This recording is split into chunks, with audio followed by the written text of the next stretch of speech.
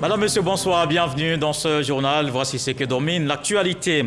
Elles étaient à l'honneur ce samedi dans la commune de Bingerville. La première dame célèbre les mamans à l'occasion de la fête des mères. Un moment de communion entre Dominique Ouattara et les femmes venues des quatre coins du district d'Abidjan. Elles ont reçu des présents pour marquer cette célébration qui s'est déroulée dans une belle ambiance.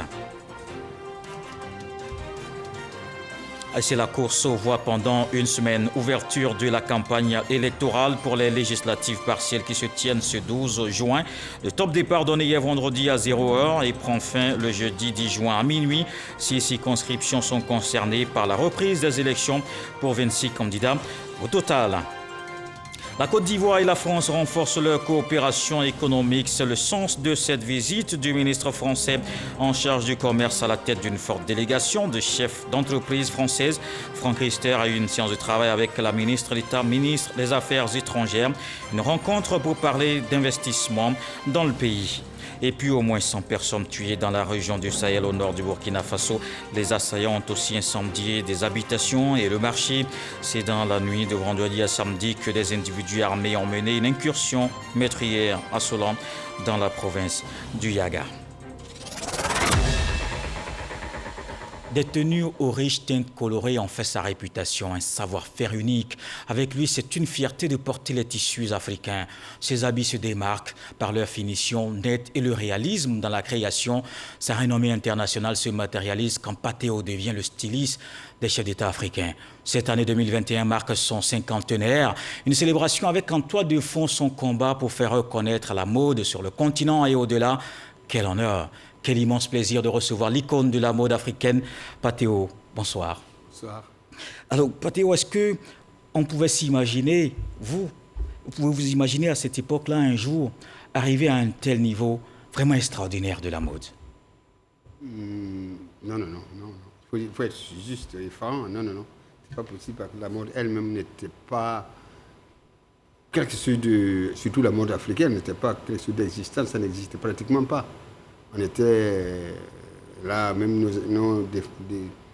devanciers, c'était des copies ou bien tout ce qu'on a appris quelque part en Europe.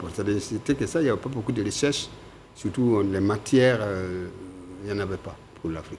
D'accord. Alors, on va continuer l'entretien tout à l'heure, mais voyons d'abord toute l'actualité. On se rend tout de suite à Bingerville. La première dame était ce samedi matin dans la commune pour la célébration de la fête des mères, un moment de communion entre elle et les mamans venues des quatre coins d'Abidjan. Dominique Ouattara n'a pas dérogé à la règle. Elle a offert des présents à toutes ces femmes qui ont effectué le déplacement. Certaines ont bénéficié du FAFSI. Le reportage de Viviane Aïmé. C'est dans la liesse et sous des ovations nourries que la première dame de Côte d'Ivoire, Dominique Ouattara, a été accueillie dans la matinée de ce samedi 5 juin au stade de Bingerville par des milliers de femmes de cette commune, honorées et fières que la première dame ait choisi cette année de célébrer avec elle la traditionnelle fête des mères. Comme à chacune de ses rencontres avec ses sœurs de Côte d'Ivoire, la première dame apportait une fois de plus de nombreux dons à leur offrir, émotion et reconnaissance de toutes ces femmes. Maman, je tiens aujourd'hui, aussi au vu de tout le monde, vous dire merci maman. Merci maman de tout cœur. Vous n'avez pas demandé de quel bord politique je suis, de quelle ethnie je suis.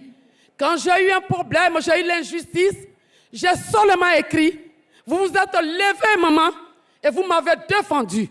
Et cela m'a évité la prison. Merci, maman de tout cœur. Maman Dominique, notre lumière, vous qui êtes venue nous faire honneur à Bingerville. Maman, merci. Maman, merci. En hébreu, nous disons Nasi, Nasi, Nasi, oh maman jolie. Cheville ouvrière de cette célébration dédiée aux mamans de Côte d'Ivoire, le ministère de la Femme, de la Famille et l'Enfant. La ministre Nasseneba Touré a remercié la première dame pour sa présence constante aux côtés des femmes de Côte d'Ivoire et a rendu hommage au président de la République Alassane Ouattara pour ses actions en faveur du développement et du progrès de la femme ivoirienne. Au nom de toutes les femmes de Côte d'Ivoire et à mon nom propre, je vous dis bonne fête, maman Dominique. bonne fête des mères à vous. Merci d'être avec nous, vos sœurs, vos filles, pour marquer une fois de plus votre attachement et votre engagement en faveur de tout ce qui touche à la question de la femme.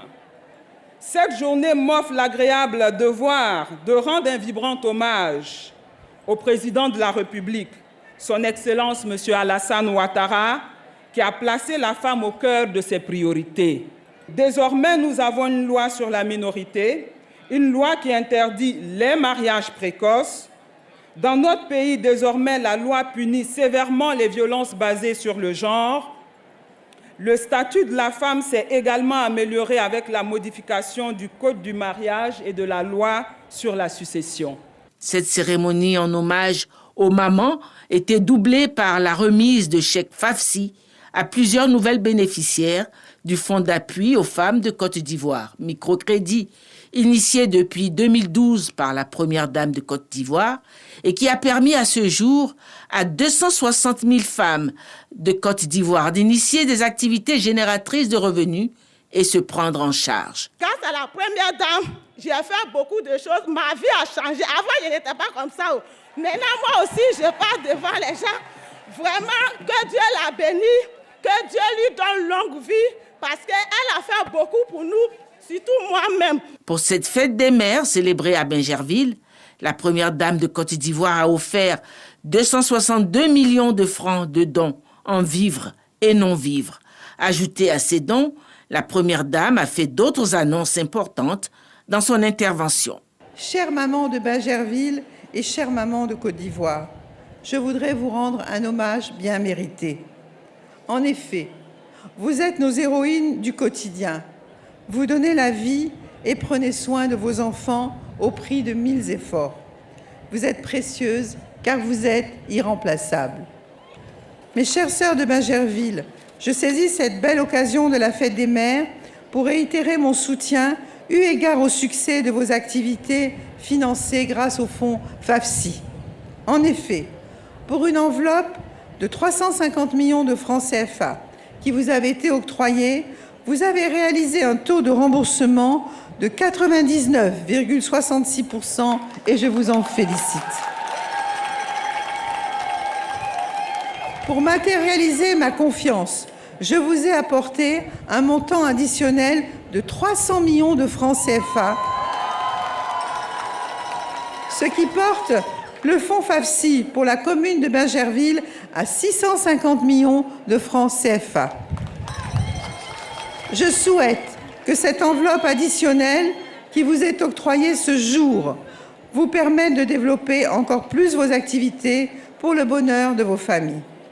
Pour vous traduire mon affection, je vous ai également apporté des dons en vivre et non vivre dans les domaines de la santé, de l'éducation, de l'agriculture, de la coiffure et de la couture, ainsi que des équipements pour nos jeunes et les centres de formation féminins. Je sais que vous en ferez bon usage.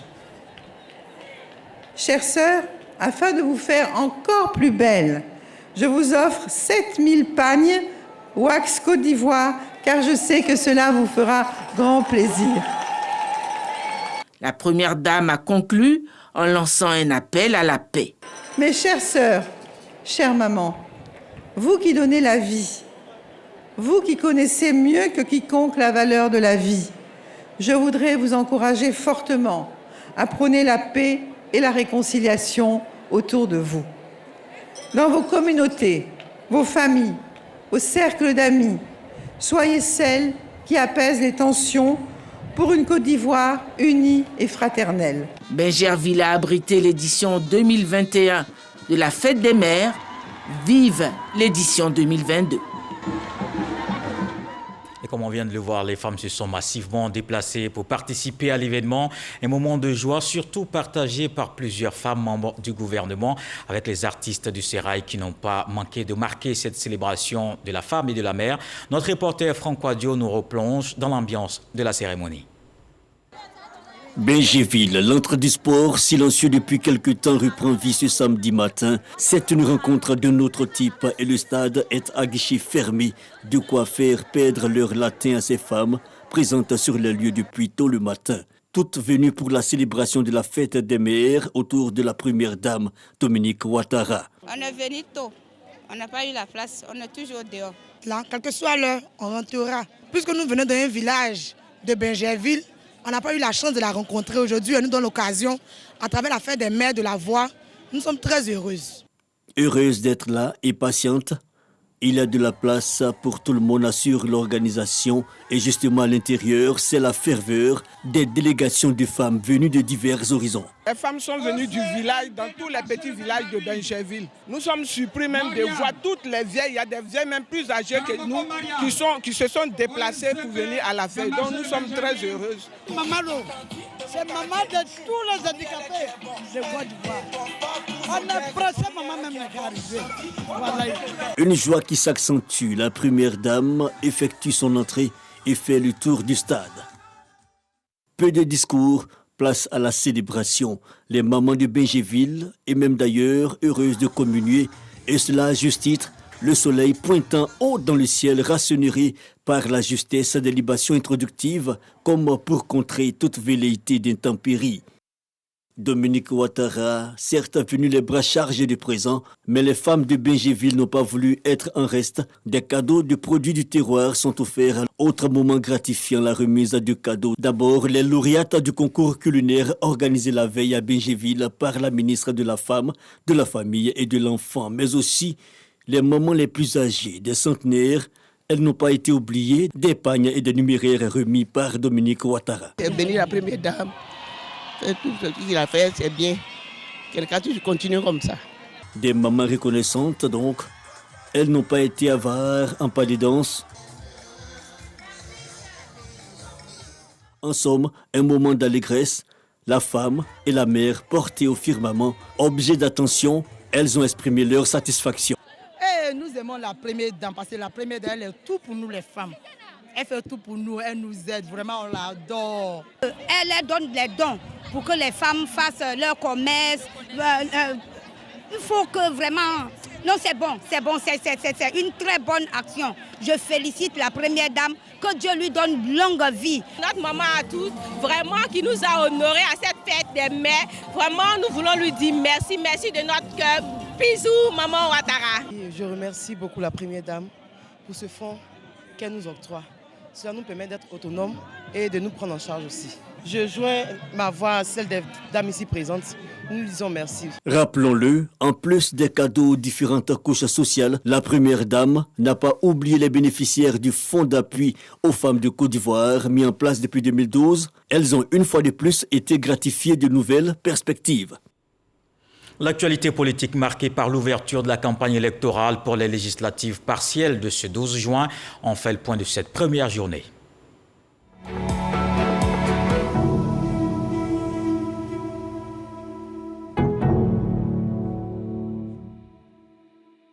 La campagne électorale a démarré à Dogbo et Grand Bérébi. 4 candidats sont en compétition. Sam Kona a suivi les activités de deux, le premier un indépendant et l'autre du Front populaire ivoirien. Le candidat indépendant Armand Kona a débuté sa campagne par une démonstration de force à travers une parade. Mais avant, il a confié sa candidature à la chefferie de Petit Nando. C'est la consécration, c'est la démonstration de l'attachement que nous avons pour cette région-là. Et qui pour nous doit se manifester par une sortie massive des populations pour venir nous accompagner. Saré Edmond, candidat indépendant, a désisté au profit du candidat Armand Kona. Je me suis rallié avec le candidat Armand Kona par rapport à ses projets de société pour Grand Bérébi et Dogbo et déjà par rapport aux actes qu'il a déjà posés sur le terrain. La candidate du FPI, Yulo Rose Nyepa, a choisi le village d'Adjamine pour le lancement de sa campagne. Selon elle, la reprise des élections à Grand Bérébi est une chance pour le FPI. Nos populations, je leur avais dit que c'est moi qui devais gagner. Je n'ai pas gagné, c'est pour ça que Dieu a voulu qu'on reprenne. Parce qu'il faut que le FPI soit à l'Assemblée, au compte de cette région-là, c'est-à-dire la région de Grand Bérébi, Dogbo. Population de Grand Bérébi, Dogbo, sous-préfecture commune. Je vous demande de me voter parce que je suis le candidat qui a le meilleur profil. La candidate Yulo Rose Nyepa bénéficie du soutien des responsables locaux du parti. Également appelé aux urnes à Séguéla commune, 2 candidats en lice. Celui du RHDP, Zoumana Bakayoko, lance sa campagne. Il entend poursuivre les œuvres de son prédécesseur, Abou Sanogo. C'est dans la joie et la ferveur totale que Zoumana Bakayoko, candidat du RHDP de Séguéla commune, a lancé sa campagne. C'est avant tout un hommage à Ahmed Bakayoko, parce que c'est la continuité, c'est la préservation des visions et des actions de Ahmed Bakayoko. Cette candidature doit souder tous les cadres du Ourodougou, tous les enfants du Ourodougou. Il a été celui qui a voulu unir tous les cadres, toutes les forces vives de cette circonscription avec nos partenaires.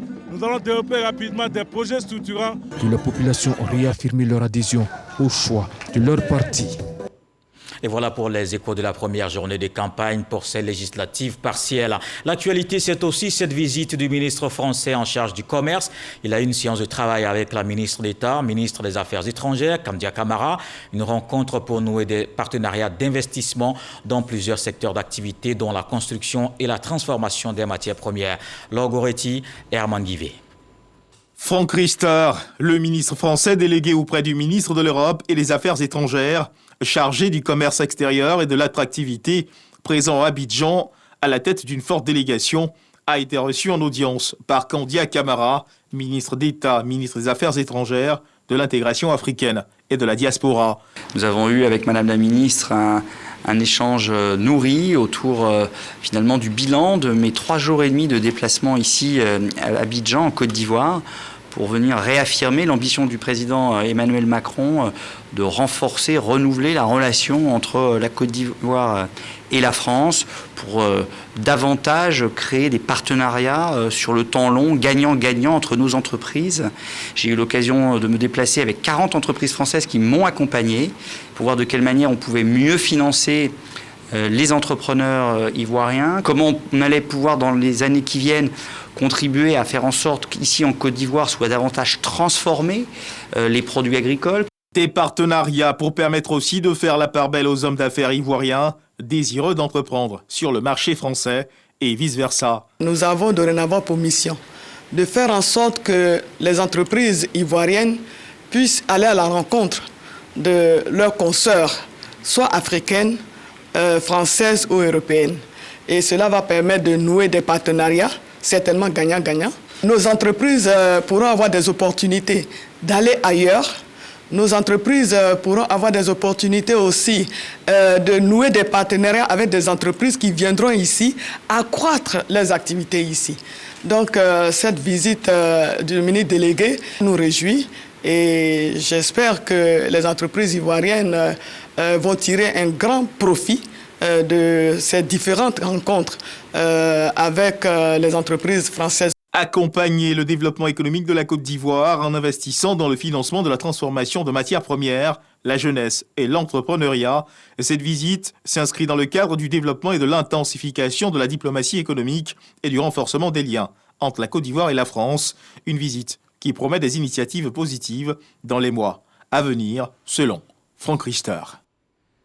Et pour matérialiser cet engagement de la France, il s'est tenu également une rencontre entre opérateurs économiques ivoiriens et français, des échanges pour renforcer la coopération entre les deux secteurs privés. Ils ont parlé des opportunités d'affaires au cours de ce mini-sommet dont nous parle Lansine Bakayoko.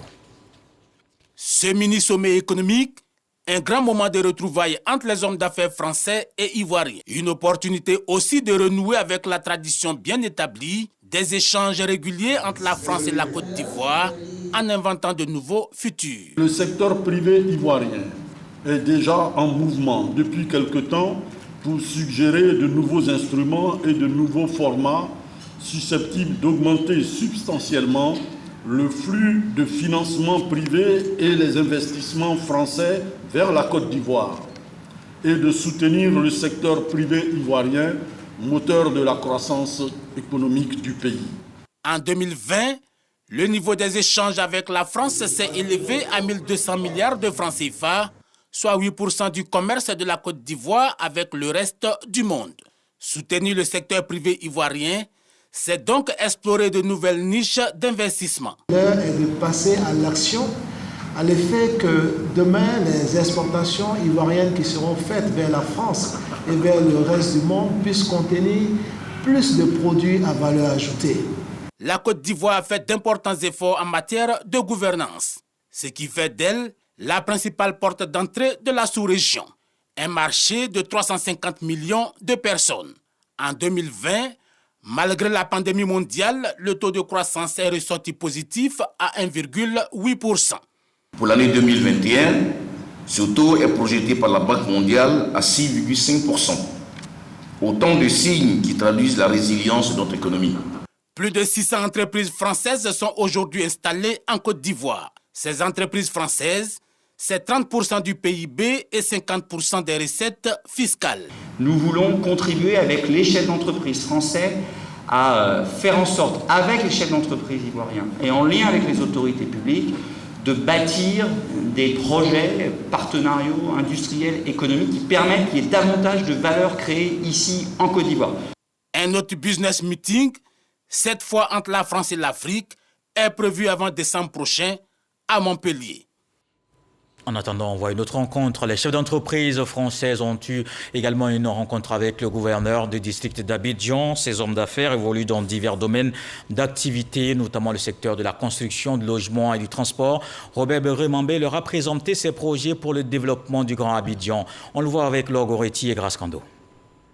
Le ministre gouverneur du district autonome d'Abidjan a pied d'œuvre pour la matérialisation de sa vision de développement du Grand Abidjan.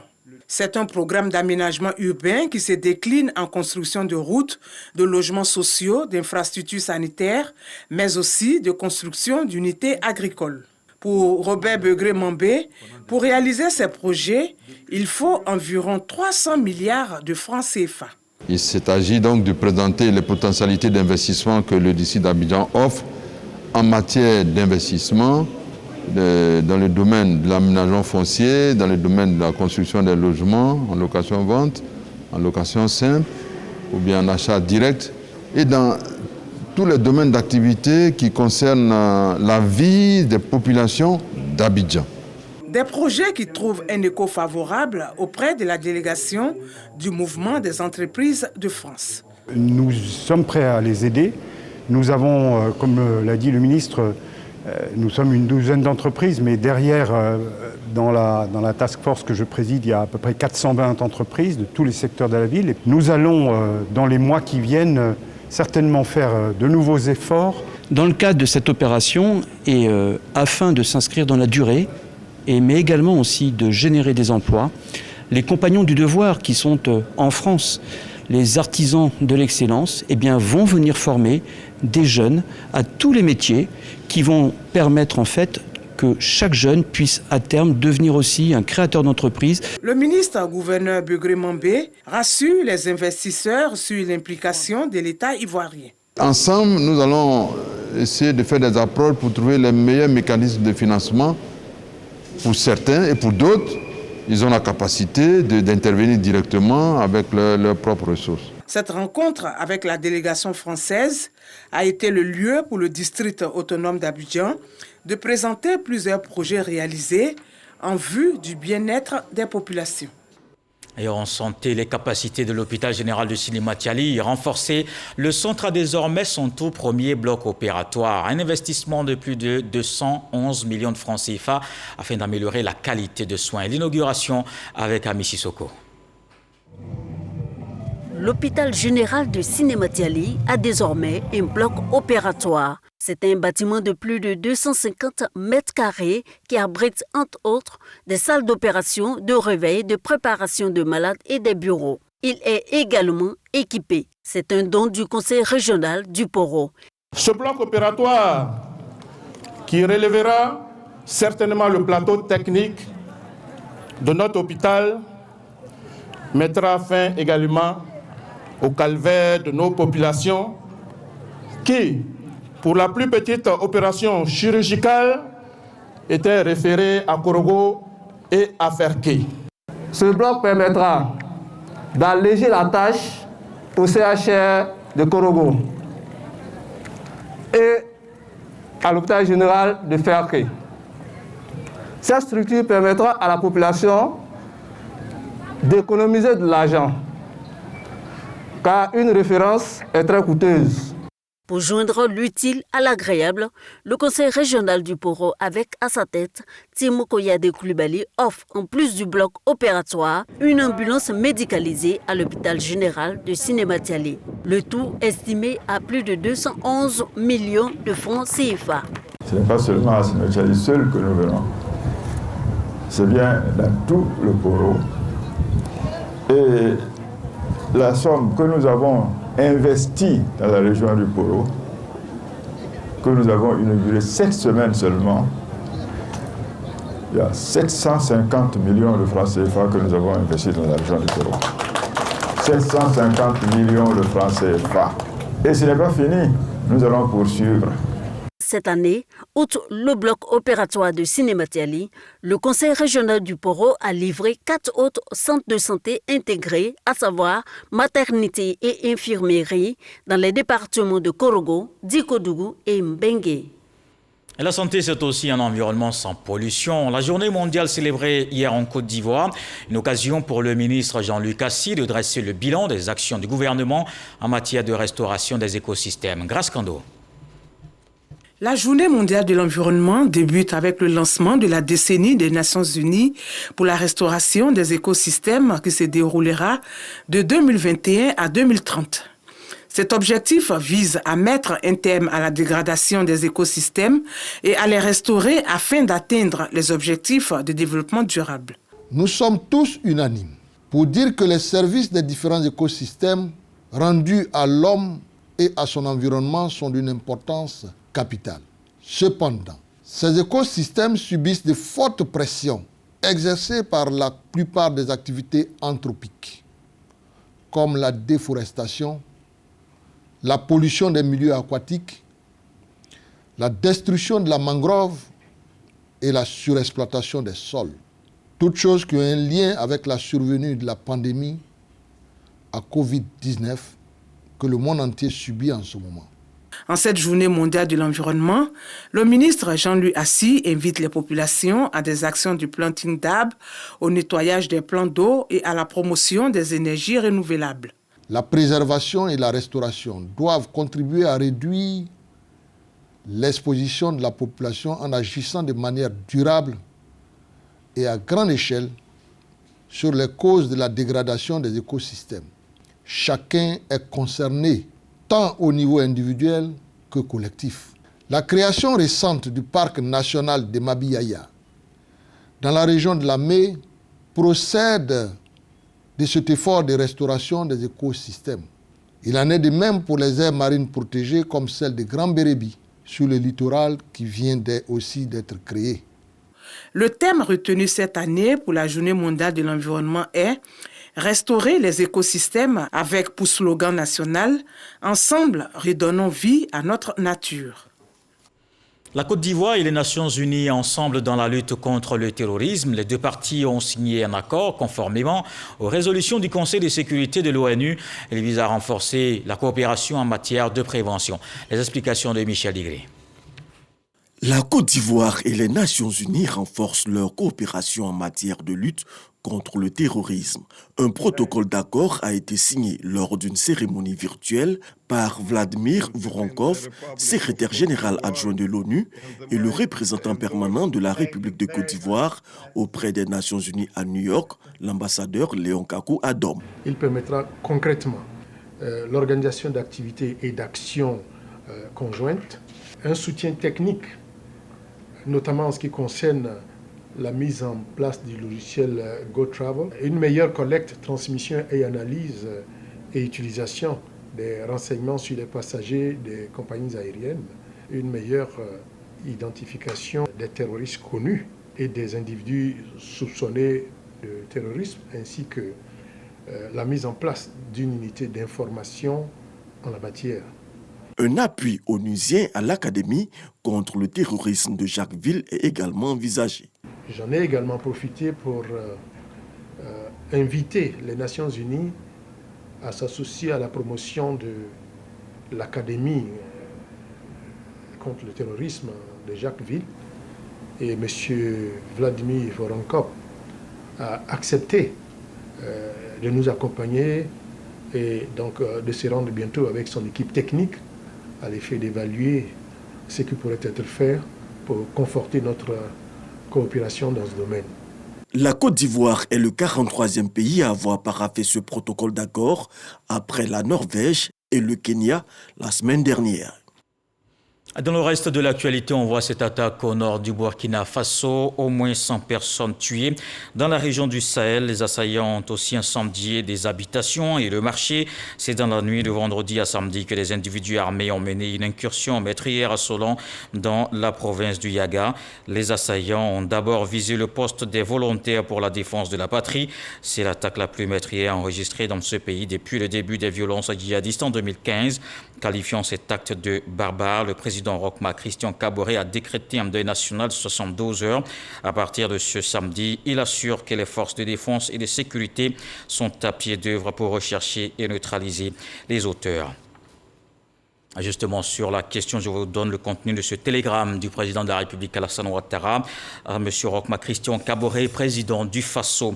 Monsieur le Président et chers frères, j'ai appris avec consternation la tragique nouvelle de l'attaque meurtrière perpétrée dans la nuit du 4 au 5 juin 2021 par des individus armés contre les civils dans le village de Solon, dans la région du Sahel, au nord du Burkina Faso, qui a causé la mort d'au moins 100 civils et fait de nombreux blessés selon un bilan provisoire. En cette douloureuse circonstance, je voudrais, au nom du peuple et du gouvernement ivoirien ainsi qu'en mon nom propre, exprimer à votre Excellence, au gouvernement et au peuple frère du Burkina Faso, de même qu'aux familles éplorées, mes sincères condoléances et mes sentiments de profonde compassion, tout en condamnant avec fermeté ces actes barbares que rien ne saurait justifier. Je voudrais vous réitérer la solidarité du peuple ivoirien dans la lutte que le gouvernement burkinabé mène sous votre haute autorité contre le terrorisme et l'extrémisme violent qui continue de perpétrer. Fort heureusement, malheureusement, la paix et la sécurité dans notre sous-région. Je vous prie, Excellence, de bien vouloir transmettre aux blessés mes vœux de prompt rétablissement, très haute et fraternelle considération. C'est signé Alassane Ouattara, président de la République de Côte d'Ivoire. Et comme tous les samedis dans le 20h, voici votre rendez-vous avec la culture.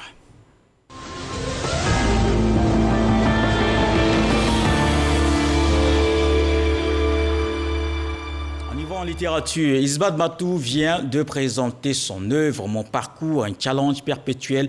C'est le titre du premier roman de l'artiste chanteuse ivoiro-béninoise, une autobiographie qui retrace les étapes de sa vie. Godfrey Okambawa, Jean-Marc Diadi. Après plus de 30 ans de parcours artistique, jonché de succès et d'obstacles, l'artiste ivoiro-béninoise Isbat Madou Daron revient sur les étapes de sa vie. À travers son premier récit autobiographique, Mon parcours, un challenge perpétuel, l'auteur nous présente les réalités sociales, les faits vécus dans le milieu du showbiz.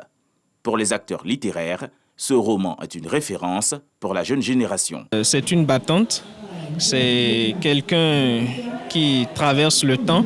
On la connaît ici et ailleurs comme une artiste engagée notamment pour la paix. Donc je crois que ce sont deux messages forts déjà qu'il faut retenir de la vie de l'artiste et de ce qui, je pense, se trouve dans ce livre aussi. Ce récit autobiographique montre un peu tout son parcours d'artiste, son parcours personnel aussi, sa vie de famille.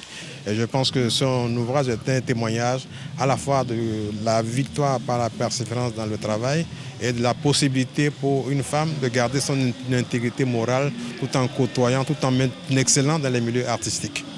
À travers cette œuvre, l'auteur réalise un rêve d'adolescente, une exhortation au courage et à la persévérance. Il faut quand même laisser des traces pour que la jeune génération ne fasse pas les mêmes erreurs que nous. Beaucoup de personnes disent des choses qu'ils veulent sans même nous connaître, mais moi-même, j'ai décidé de raconter mon histoire. Mon parcours, un challenge perpétuel, des histoires inédites qui se comptent en plus de 150 pages. Une œuvre disponible également en version anglaise. Aujourd'hui, l'artiste a 7 albums à son actif.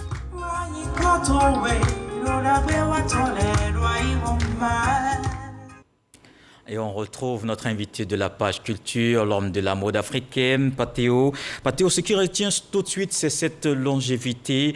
Alors que dans la mode, on le sait, c'est un perpétuel recommencement. Comment Patheo a réussi à rester à ce haut niveau pendant aussi longtemps? Merci. Parce qu'on n'avait pas d'autre choix. Quand vous êtes dans ce métier, vous êtes obligé chaque fois de renouveler, d'innover, d'anticiper, de prévoir. Sinon, vous êtes dépassé. Comme son nom l'indique, la mode, c'est ce qui est demandé. C'est-à-dire que tout le temps, c'est un recommencement. Et la mode court, vous voulez la rattraper, elle continue de courir. Voilà un peu, on est obligé d'être là tout le temps. Alors, Patheo, c'est surtout un style, des matières, des finitions qui sont uniques. C'est à base de quoi la matière que vous utilisez? Bon, on va dire, la plupart du temps, c'est des matières qu'on trouve partout en Afrique. D'abord, le coton, le tissé, pas un tissé fait à la main.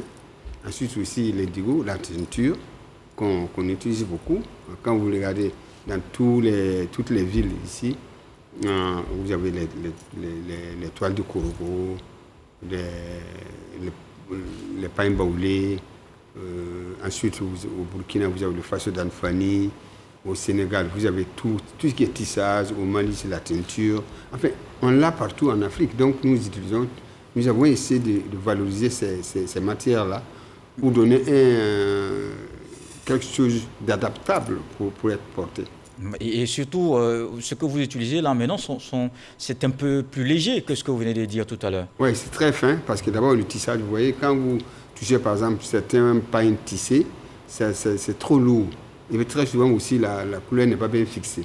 Donc, on a un problème de couleurs qui partent. Des fois aussi, c'est trop lourd pour porter tous les jours. Donc, il faut essayer de rendre ça beaucoup plus accessible, c'est-à-dire portable. Donc, on a travaillé avec les tisserands et aussi ceux qui font la teinture pour donner des tissus genre utilisables tout le temps et très modernes et les couleurs très vives qui puissent nous aider à travailler, quoi, voilà. D'accord. Alors, on va revenir à l'entretien tout à l'heure. On va regarder ce que dit Issa Tionayo sur ce cinquantenaire de Patheo. Il aura surfé 50 ans sur la mode africaine. Du jeune apprenti qu'il était dans les années 70 à Treichville, Pathé Ouédraogo, alias Patheo, est aujourd'hui l'habilleur de grandes icônes et de chefs d'État africains. Sa créativité et sa simplicité sont reconnues par ses pairs. Avec Patheo, ce sont partout dans le monde des défilés inédits pour des invités d'exception.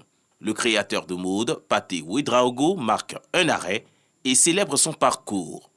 Il vient de réaliser l'un de ses rêves, l'ouverture de la maison de haute couture Patheo. Une maison pour former des jeunes stylistes et faire rayonner la mode africaine. Alors Jean-Marc Djadji, qu'on a entendu tout à l'heure sur le cinquantenaire de Patheo. Alors si vous devez retenir une belle chose qui est arrivée dans votre carrière, ce serait quoi? Beaucoup de choses quand même, hein. Beaucoup de choses. D'abord, je vais dire la première chose qui m'est arrivée, qui m'a fait connaître du grand public en Côte d'Ivoire de toute façon, c'est les ciseaux d'or en 87. Le premier ciseau d'or organisé par les organisateurs qui ont pensé qu'il fallait faire sortir des jeunes créateurs, en tout cas à travers ces concours-là. Donc j'ai été le premier lauréat. Et vous avez habillé Miss Côte d'Ivoire par la suite? Oui, ensuite il y a eu un enchaînement avec Miss Côte d'Ivoire pendant 10 ans, de 88 à 98. Donc j'ai habillé Miss Côte d'Ivoire. Ensuite, bon, il y a aussi la rencontre avec le président Mandela qui... En 1998. Voilà, 98, par la suite, qui a fait aussi, qui nous a fait connaître. Donc il y a eu beaucoup d'éléments qui ont fait que maintenant, aujourd'hui, bon, la marque Patheo est connue quand même à travers l'Afrique. Ah oui, justement, puisque les chefs d'État, les célébrités, tout le monde s'est rué sur la marque Patheo. Au-delà de la reconnaissance de votre talent, qu'en pensez-vous surtout quand certains vous disent que vous êtes l'habilleur des chefs d'État? Bon, je pense que très souvent ils posent mal la question, non. En fait, le problème c'est qu'ils devraient poser la question pourquoi ces chefs d'État ne s'habillent pas chez nous. De toute façon, c'est nous qui les devons les habiller. C'est pas normal qu'ils qu'on est en Afrique, qu'on est vouloir s'habiller ailleurs. Voilà, donc je pense que nous, notre rôle, c'est de les habiller. Bon, très souvent, on n'a pas accès à ces chefs-là, ou bien ces chefs-là n'ont pas une vue de ce que nous faisons très souvent. Ils ne sont pas informés des fois. Donc, peut-être beaucoup de conseillers qui les orientent vers d'autres habilleurs. Donc, sinon, normalement, c'est nous. Un Africain qui habille un Africain, je pense qu'il n'y a rien à s'étonner. Alors, donc, c'est un combat finalement que vous menez, cette reconnaissance de la mode africaine à tous les niveaux de la société. Oui, mais au départ, c'est vrai, c'était un gagne-pain. Mais au fur et à mesure qu'on avance, on se rend compte que ça pouvait être maintenant un combat. Un vrai combat parce qu'on s'est dit qu'il y avait mieux à faire pour les créateurs. Parce que d'abord, nous sommes producteurs de meilleur coton au monde. Ensuite, on a des jeunes talents, on a beaucoup de talents en Afrique. Il y a aussi, le consommateur est là, le monde est là. Donc, si chaque jour, nous devons aller nous vêtir ailleurs, vous prenez un avion, je peux aller, vous cherchez à vous habiller, je ne sais pas, soit à Milan ou à Paris, je ne sais pas où. C'est trop long. Pendant ce temps, il y a une possibilité d'organiser ces jeunes gens-là qui ont la capacité, justement, de pouvoir habiller nos concitoyens. Ils sont nombreux, ces jeunes dans la mode, qui rêvent d'une carrière à la Patéo. Mais qu'est-ce que Patéo fait pour accompagner la jeune génération? C'est d'abord le conseil. Ensuite, on a aussi créé la maison Patéo qui, je pense, pourrait aussi donner un coup de main à ces jeunes gens-là qui veulent soit se perfectionner, soit avoir un conseil, soit être guidés vers l'avant.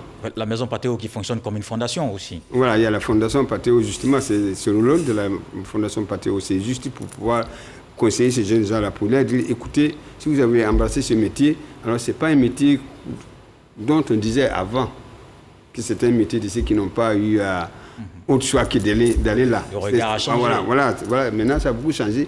Et vous avez vu l'événement aujourd'hui. Même l'Afrique même a un regard autre maintenant. Vous avez vu tout ce monde qui est venu. À l'époque, quand on faisait un défilé, très souvent, au sortir du défilé, on disait pourquoi ce mannequin-là ne rit pas, pourquoi son visage est serré. Maintenant, on ne dit plus ça. On dit les gens regardent plus le vêtement, plus l'élégance, plus la couleur, plus ce qui est porté.